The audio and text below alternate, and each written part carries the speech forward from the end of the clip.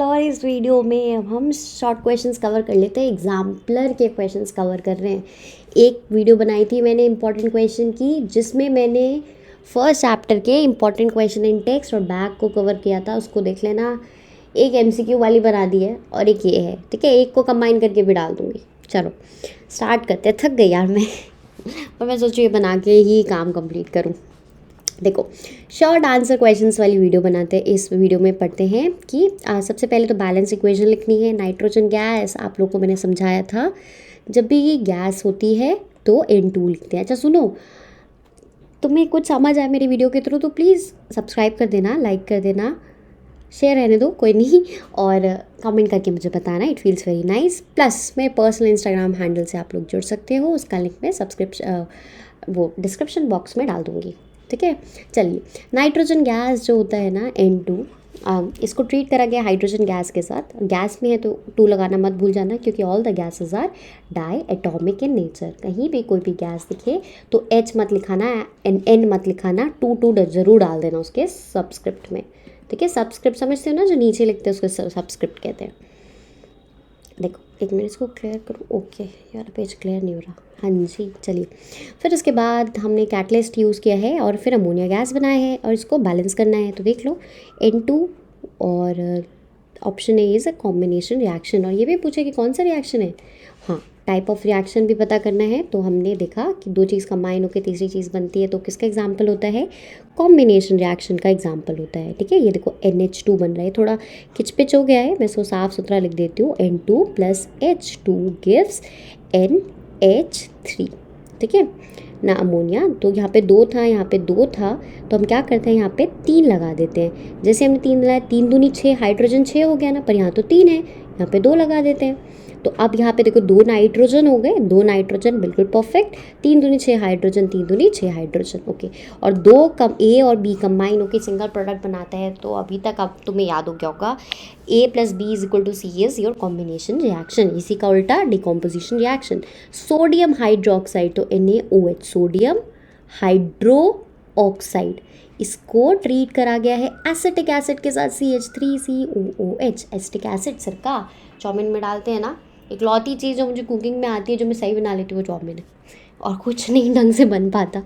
और देखो, it is treated with acetic acid to form sodium acetate and water. Sodium acetate, तो sodium acetate is तुम्हारा CH3COO। देखो hydrogen ना हट जाता है, इसकी जगह Na लग जाता है, इसकी जगह क्या लग जाता है? Na लग जाता है। और वाटर डाला, तो वाटर तो तुम लोग को बनाना आता है। अब इसे बैलेंस कर लेना। तो देखो ABCD बना है, तो ये किसका रिएक्शन हो गया? ये न्यूट्रलाइजेशन रिएक्शन हो गया। देखो ये तुम्हारा एसिड है ना, और ये तुम्हारा बेस है। सॉरी उल्टा लिख दिया मैंने। ये तुम्हारा एसिड है। एसिड की पहचान क्या होती है? H+ वो डोनेट कर सकता है। एसिड एक एसिड, नाम से ही एसिड लिखा हुआ है तो तुम्हें आइडिया है, ठीक है। और ये एसिड है, ये बेस है। एसिड और बेस बनते हैं तो एक सॉल्ट बनता है और एक वाटर बनता है। तो एसिड और बेस मिलके जब सॉल्ट एंड वाटर बने, that's an example of neutralisation reaction. चलो आगे बढ़ते हैं। एक मिनट इसको मैं क्लियर कर दूँ, ठीक है। सोडियम हाइड्रोक्साइड का सोल्यूशन है, उसको ट्रीट करा गया है, ये तो मैंने बता दिया। इसका रिएक्शन अब आता है, इथेनॉल को वार्म करा गया है इथेनोइक विद इथेनोइक एसिड। तो तुम्हारे पास C2H5OH इथेनॉल है, इसमें एसिड डाला है। तो देखो ये बेस है, एसिड डाला, ये भी न्यूट्रलाइजेशन होगा। CH3COOH, oic acid, ethanoic acid is this. Ethyl acetate बन रहा है। इथाइल एसीटेट इज CH3COOC2H5, और फिर इन द प्रेजेंस ऑफ H2SO4। और एक पानी भी ना इसका बाय प्रोडक्ट होता है, हमेशा याद रखना, पानी इसका बाय प्रोडक्ट होता है। अच्छा, ये नहीं सोचना कि ये तो बहुत टफ रिएक्शन है, ये हमसे नहीं होंगे, या फिर मैं कुछ ज़्यादा ही टफ पढ़ा रही हूँ। नहीं नहीं, तुम्हारी NCERT ने जो एग्जाम्पलर निकाल रखी है ना, उसी के क्वेश्चंस हैं। तो जो NCERT निकालता है वो क्वेश्चंस आने की संभावना बहुत ज़्यादा होती है, तो इसलिए हमें इसको कवर करना बहुत इंपॉर्टेंट है, ठीक है। तो इनिशियली बिगनिंग में तुम्हें लगेगा ये बहुत टफ है, पर फिर विद इन टाइम जब तुम बार बार सुनोगे, देखोगे, समझोगे, तो यूल गेट इट। और फिर उसके बाद देखो एसिड बेस है ये तुम्हारा, और एसिड है, और ये क्या बना? दिस इज़ योर सॉल्ट और this is your water. Acid plus base giving you salt and water. It's an example of neutralization reaction. Ethene को बर्न करा गया है। Ethene is what? CH double bond CH2 double bond CH2, this is ethene. 1 2 3 4 carbon के 4 bond बन सकते हैं। Carbon and its compound जब मैं तुम लोग को पढ़ाऊंगी ना, तुम लोग को केमिस्ट्री अच्छी लगने लग जाएगी सच में, ठीक है। केमिस्ट्री मुझे बहुत ईजी लगती है। इसको बर्न करा गया है ऑक्सीजन के साथ। किसके साथ? ऑक्सीजन। जब भी हम चीज़ बर्न करते हैं तो हम O2 डालते ही हैं। क्या बना? CO2 बना और वाटर बना। बैलेंसिंग नहीं करा रही हूँ अभी सिर्फ। और देखो, तो जब देखो इसमें ऑक्सीजन ऐड हो गया ना, देखो इसमें ऑक्सीजन ऐड हो गया ना, तो इस चीज़ को कहेंगे ऑक्सीडेशन रिएक्शन। इस चीज़ को क्या कहेंगे? ऑक्सीडेशन रिएक्शन कहेंगे, ठीक है। आगे बढ़ते हैं। विच of the following, right the balance equation for the following reaction और आइडेंटिफाई करो each type of reaction in each case. Thermite reaction, thermite reaction is तुम्हारे पास आयरन है, ठीक है, उसे एल्यूमिनियम के साथ हीट करा गया है। रिएक्शन आयरन एल्यूमिनियम के साथ रिएक्ट कर रहा है, तो Fe2O3 आयरन ऑक्साइड है ना, आयरन ऑक्साइड। तो देखो आयरन ऑक्साइड रिएक्ट कर रहा है तुम्हारा एल्यूमिनियम के साथ। क्या बना? Aluminium, and with aluminium gives molten iron, iron निकाल रहा है और एल्यूमिनियम ऑक्साइड निकाल रहा है, ऑक्साइड निकाल रहा है। अच्छा ठीक है, देखो Fe और O, Fe की वैलेंसी होती है 3, O की वैलेंसी होती है 2, क्रॉस मल्टीप्लाई कर दो, Fe2O3 बन जाएगा, ठीक है। अब तुम्हें लगता होगा मैम इतने सारे रिएक्शंस को याद कैसे करें? देखो कुछ तो प्रैक्टिस से आ जाएंगी। फॉर्मूला मेकिंग एक बार तुमको आ गई ना, तो फॉर्मूला सही बनाओगे, ठीक है। वो जो जैसे Fe2O3 है, Al2O3 है, ये सब सही बना लेना। फिर उसके बाद तो प्रैक्टिस है। बार बार खुद कॉपी किताब लेके पेन लेके आप बैठोगे ना, तो आप लोग को आ जाएगा। इतना टफ नहीं होता है, ठीक है। प्रैक्टिस है, प्रैक्टिस कर लोगे तो हो जाएगा। देखो फिर उसके बाद आता है मैग्नीशियम रिबन। अब ये तो तुम्हें एकदम याद हो गया होगा अभी तक, पर यहाँ पे ना बर्न कर रहा है एटमॉस्फेयर ऑफ नाइट्रोजन गैस के साथ। पहले हमने ऑक्सीजन के साथ मैग्नीशियम रिबन बर्न किया था, इस केस में हम नाइट्रोजन, नाइट्रोजन गैस है तो डायटोमिक होती है, और फिर हमारा Mg3N2 बनेगा। अच्छा ये कैसे बना है मैं समझा देती हूँ, बहुत नींद आ रही है मुझे। Mg और नाइट्रोजन, मैग्नीशियम 12वें नंबर पे 12वें नंबर पे आता है, तो 2 8 2, और नाइट्रोजन कितने तुम्हारा आता है 7वें नंबर पे, तो 2 और 5। जब भी केस 3 5 6 7 का होता है तो we have to subtract it from 8, ताकि उसकी वैलेंसी निकल जाए। 8 - 5 कितना हो जाएगा? 3, इसका तो 2 ही है, तो इनकी वैलेंसी निकल गई। फटाफट क्रॉस मल्टीप्लाई कर दो, क्या बनेगा? Mg3N2। ऐसे बनता है फॉर्मूला, ठीक है। एक फॉर्मूला मेकिंग की स्पेसिफिक वीडियो मैंने डाल रखी है, अब उसको देख लेना, उसमें मैंने बहुत अच्छे से समझा रखा है फॉर्मूला बनाना। देखो फिर उसके बाद ये मैंने बता दिया। नेक्स्ट देख लो, क्लोरीन गैस को पास किया है पोटेशियम आयोडाइड से, तो chlorine is this gas, diatomic होती है, मतलब नीचे 2 लगता है। इसको पास किया है तुम्हारा पोटेशियम आयोडाइड के साथ, और तुम्हारा क्या निकला है? KCl निकला, और तुम्हारा देखो ना पोटेशियम आयोडाइड तो पोटेशियम क्लोराइड निकला, और आयोडीन निकला। अच्छा KCl क्यों बना? K की वैलेंसी 1 होती है, Cl की वैलेंसी 1 होती है, इसलिए 1 नहीं लिखते। मैं सोच रही हूँ तुम्हारे मतलब सारा ये चीज़ कवर कर दूँ, एग्जाम्पलर ना हर चैप्टर की कवर करने की सोच रही हूँ। तो आज मैंने सोचा था आज कोई भी वीडियो नहीं बनाऊंगी, आज ब्रेक लूँगी, आज एकदम चिल करूँगी, कोई काम नहीं करना है। पर फिर मेरे को ना लालच आ गया, मैंने सोचा तुम लोग को बना के दे दूँगी तो तुम लोग पढ़ पाओगे ना, तो इसलिए मैं फिर रिकॉर्ड करने लग गई। मैग्नीशियम रिपट ये हो गया। अच्छा देखो example of combination reaction, sorry हम ये पढ़ रहे थे, Cl2 Ki के साथ रिएक्ट कर रहा है।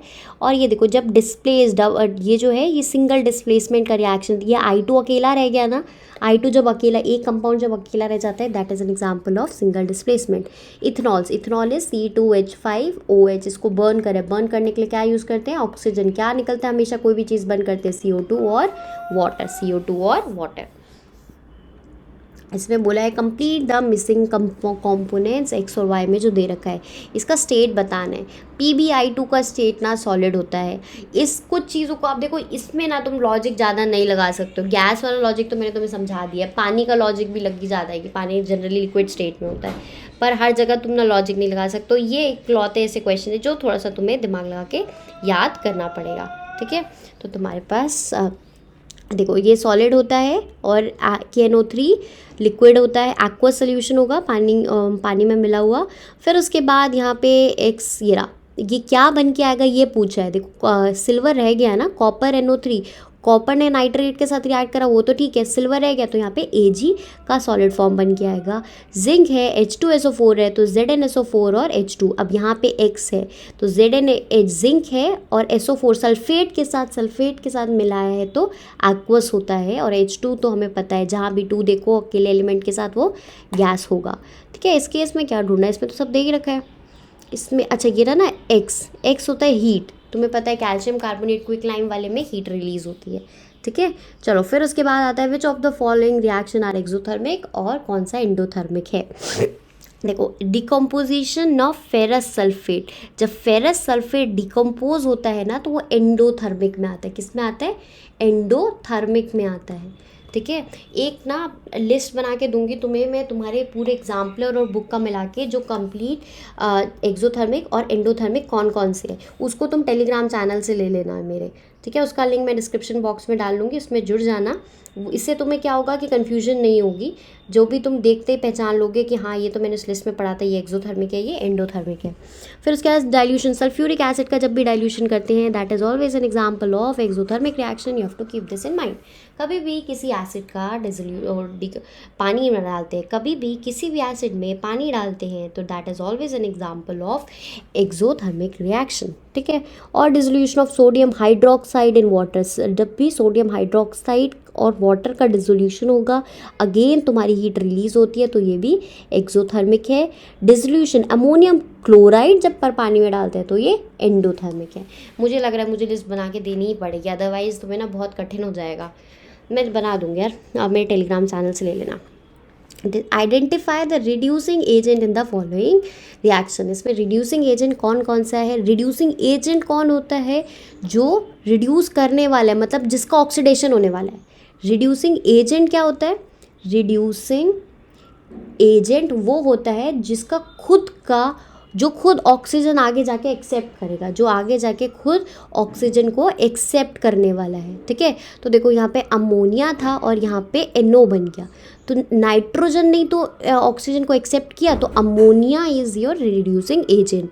यहाँ पे देखो वाटर था और F2 था, अब यहाँ पे वाटर H2O से तुमने क्या बना, HF बना और HOF बना, तो your water is reducing agent, क्योंकि वाटर से ये चीज़ कन्वर्ट हुई ना, जो खुद में ऑक्सीजन एक्सेप्ट करने वाला है उसको कहेंगे।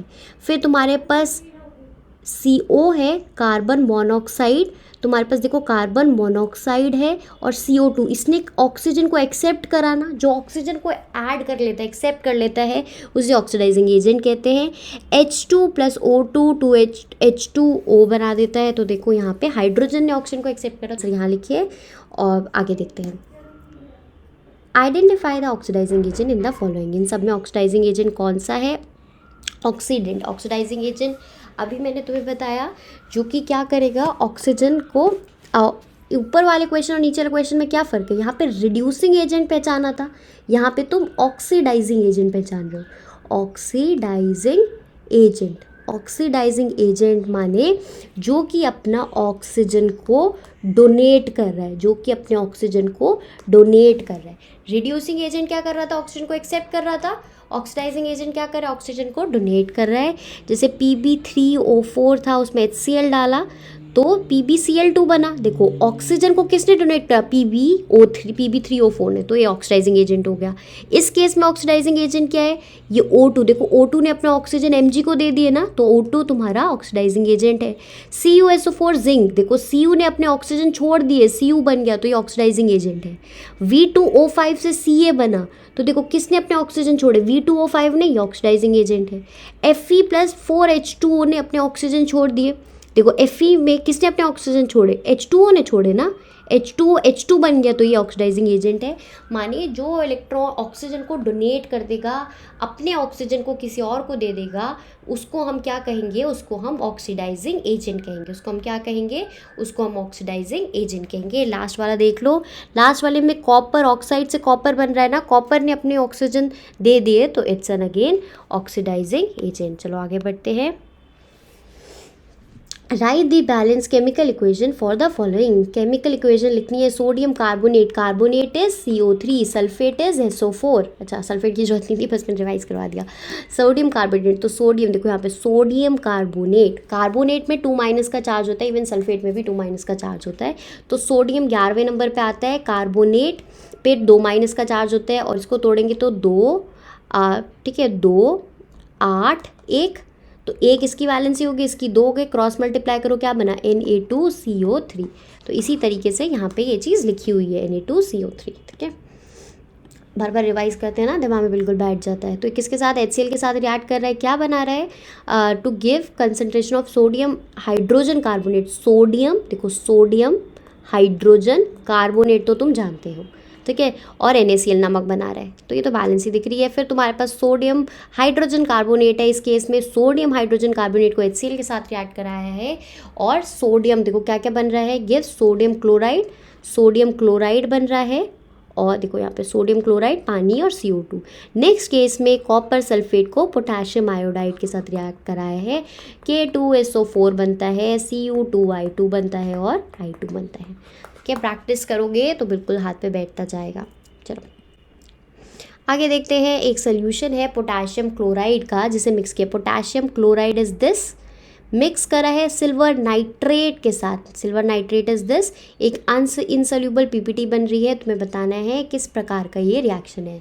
तो सिल्वर क्लोराइड बन रहा है और KOH बन रहा है, ये रिएक्शन जहाँ पे देखो KCl था, NO3 हो गया, इसका NO3 इधर चला गया, और ClAg के साथ चला गया, दोनों लोगों ने अपनी चेंज की ना जगह, तो ये डबल डिस्प्लेसमेंट का आंसर है, इसका आंसर डबल डिस्प्लेसमेंट है। फेरस सल्फेट डिकम्पोज हो रहा है, देखो फेरस सल्फेट डिकम्पोज हो रहा है, SO2 निकल रहा है, SO3 निकल रहा है, और फेरस ऑक्साइड निकल रहा है, तो ये डिकम्पोजिशन रिएक्शन है, और इसकी हमने इक्वेशन भी लिख दी।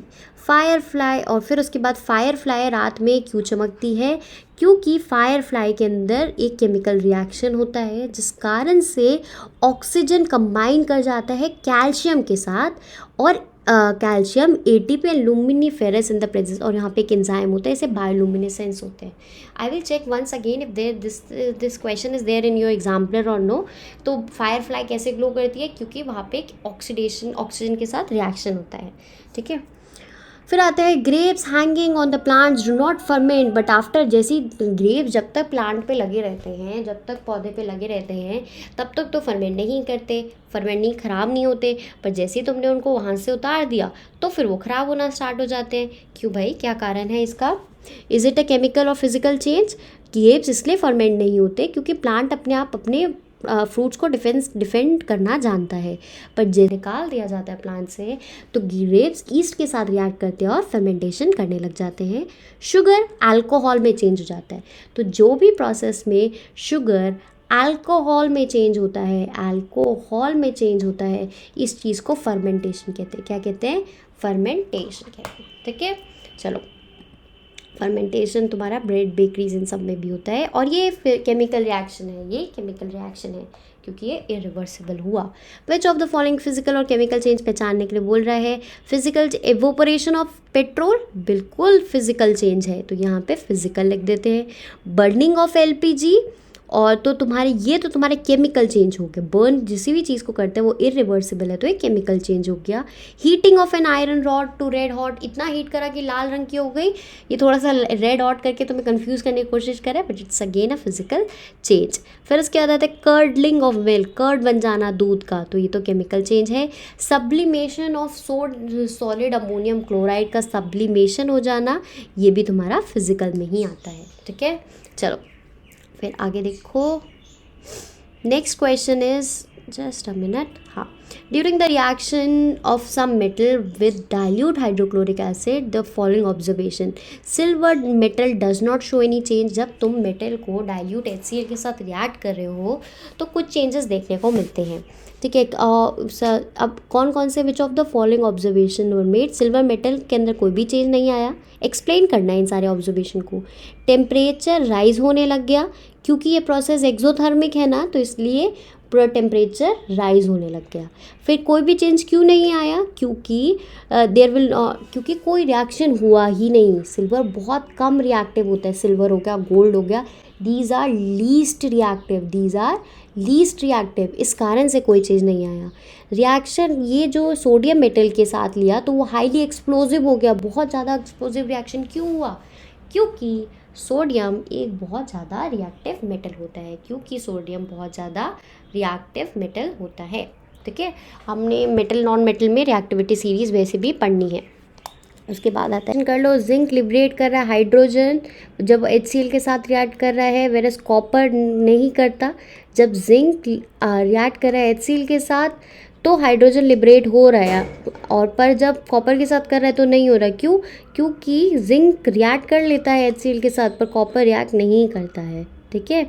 और रिएक्टिविटी सीरीज़ इसका आंसर है, बिकॉज जो जिंक और कॉपर की पोजीशन है रिएक्टिविटी सीरीज़ में वो डिफरेंट है, ठीक है। Zinc less reactive, copper less reactive, zinc more reactive. चलो नेक्स्ट क्लास में इस वीडियो लेसन से तुम्हें कुछ समझ आया तो do subscribe, let me know in the comment section. You can even connect with me on my personal Instagram account, जो कि तुम्हारा डिस्क्रिप्शन बॉक्स में दे दूँगी, और टेलीग्राम ज्वाइन कर लेना यार, उसमें तुम्हें इंपॉर्टेंट चीज़ें लिख के डाल दिया करूँगी। नेक्स्ट वीडियो में मिलते हैं, बाय बाय।